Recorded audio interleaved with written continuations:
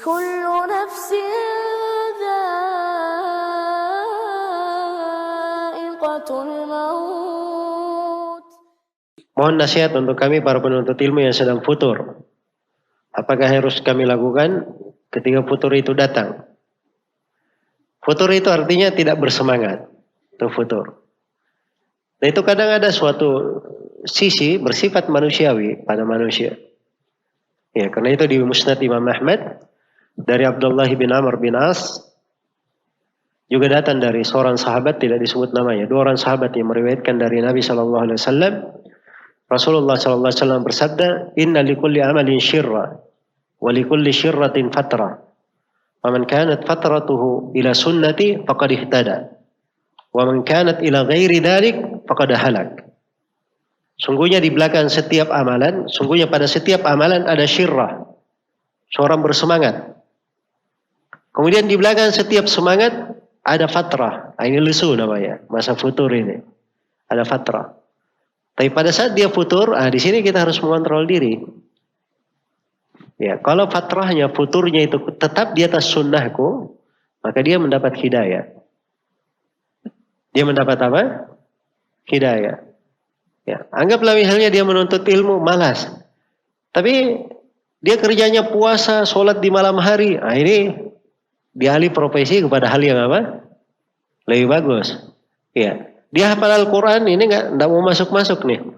Sudah berapa kali saya baca nggak mau masuk. Ya, kita ganti tema dulu. Dia baca sirah Nabi SAW. Jelas ya? Atau dia pergi sholat sunnah. Ya, ini kan dia futur di sini, tetapi tetap dia mengarah ke hal lain di dalam hal yang apa? Hal yang sunnah, sesuai dengan sunnah. Ini dapat hidayah. Tapi kapan kepada selain hal itu? Sudah futur, dia pergi ke dosa, hal maksiat, ini yang binasa. Karena futur itu kadang dalam bentuk ujian, datang ujian dan cobaan. Namanya kehidupan ya ada ujian dan cobaan. Iya. Makanya kalau itu dihadapi oleh seorang hamba, maka dia berusaha mengarahkan dirinya kepada kebaikan. Pintu-pintu ketaatan itu banyak, alhamdulillah. Hal yang mendekatkan diri kepada Allah itu sangat banyak sekali. Nah, disinilah pentingnya seorang itu belajar dan menuntut ilmu. Supaya dia kenal pintu-pintu ketaatan. Iya.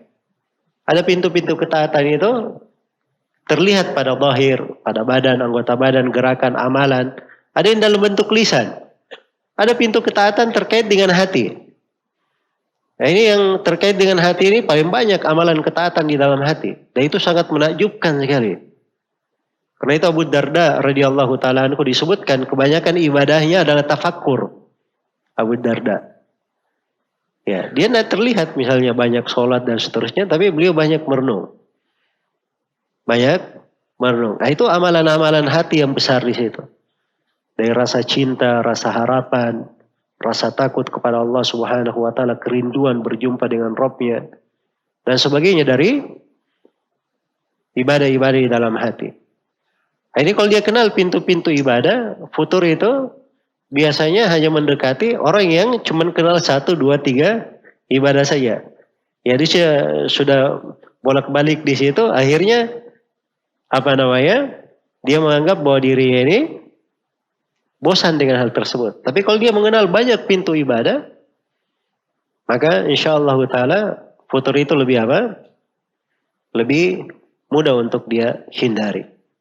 Iya, sambil dia jaga dirinya istiqamah. Seorang penuntut ilmu itu, kalau dia penuntut ilmu, begitu kena futur, jangan berubah statusnya. Dia penuntut ilmu tetap penuntut ilmu. Jelasnya, kalau penuntut ilmu merubah status, itu yang repot. Ya, futur, penuntut ilmu berubah menjadi pedagang. Ya, pedagang nggak ada masalah, bagus berdagangnya. Cuman dari penuntut ilmu tiba-tiba jadi pedagang, ini kan kasihan namanya. Berbalik. Ya, dari hal yang tinggi menjadi hal yang apa?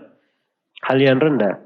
Ya harus dia tahu bahwa akhirat itu lebih utama dari dunia. Apapun bentuk dunia itu, mau jadi pejabat, pemerintah, namanya penuntut ilmu, itu lebih berharga. Ya. Saya ingat Syekh Mukbil rahimahullah ta'ala, beliau di atas kursi, ngajar, kata beliau, kursi saya ini, itu lebih berharga daripada kursi presidenan, kata beliau. Saya nggak mau cari apapun dari hal tersebut. Ini lebih berharga bagi saya dari dunia dan segala isinya. Nah itu seorang penuntut ilmu seperti itu. Harusnya dia mengetahui bahwa dia kalau memang penuntut ilmu itu adalah nikmat yang sangat besar yang Allah anugerahkan kepadanya. Jangan dia cari nikmat yang lain. Jangan dia cari hal yang lebih rendah daripada itu. Makanya dijaga status itu sebagai seorang penuntut ilmu. Dia belajar. Nah, selalu hadir di majelis taklim. Ada faedah yang selalu dia ulangi. Ada hal yang selalu dia dengarkan. Nah itu dia jaga, dia pelihara. Nah insya Allah ta'ala itu akan membantu itu istiqomah. Biidnillah.